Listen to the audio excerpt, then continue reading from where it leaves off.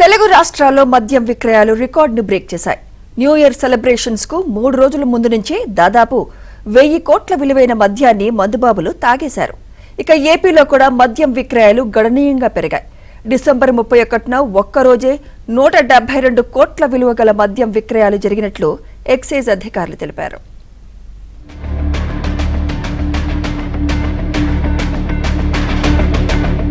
తెలంగాణలో మద్యం అమ్మకాలు కొత్త రికార్డును క్రియేట్ చేశారు. న్యూ ఇయర్ సెలబ్రేషన్స్ లో భాగంగా మందుబాబులు చివరి 3 రోజుల్లో ఏకంగా దాదాపు 1000 కోట్ల విలువైన మద్యం తాగేశారు. దీంతో ఆబ్కారీ శాఖకు భారీ ఆదాయం సమకూరింది.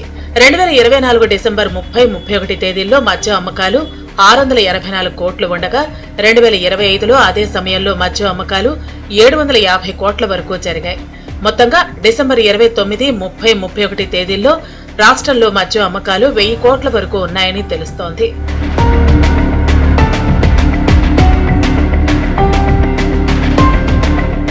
ఇదిలా ఉంటే గత 6 రోజుల్లో తెలంగాణ వ్యాప్తంగా 1350 కోట్ల విలువైన మద్యం అమ్ముడైందని ఎక్సైజ్ శాఖ వర్గాలు తెలిపాయి. 2025లో చివరి 3 రోజుల కాలంలో 8.30 లక్షల కేసుల మద్యం, 7.78 లక్షల కేసుల బీర్లు అమ్ముడయ్యాయి. ఇది నూతన సంవత్సరం సెలబ్రేషన్ సమయంలో మద్యానికి ఉన్న డిమాండ్ కు ఈ విక్రయాలు అద్దం పడుతున్నాయి.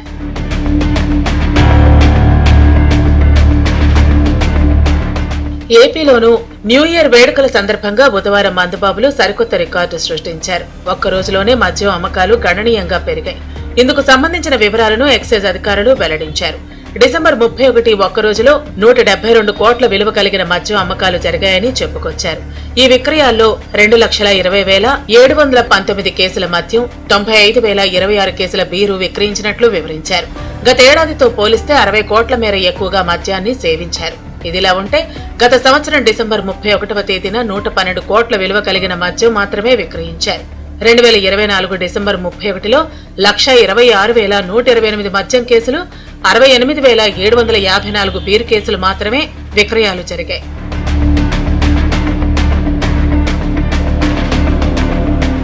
ఈ ఏడాది మద్యం వినియోగం పెరుగుదలతో ఇరు రాష్ట్రాలకు పన్నుల రూపంలో గణనీయమైన ఆదాయం లభించనుంది. లిక్కర్ సేల్స్ ప్రత్యేకంగా హాలిడే సీజన్, కొత్త సంవత్సర వేడుకలు, పార్టీలు వంటి సందర్భాల్లో పెరుగుతున్నట్లు అంచనా వేస్తున్నారు. మరోవైపు జనవరి 1వ తేదీన కూడా మద్యం అమ్మకాల జోరు కొనసాగుతోంది.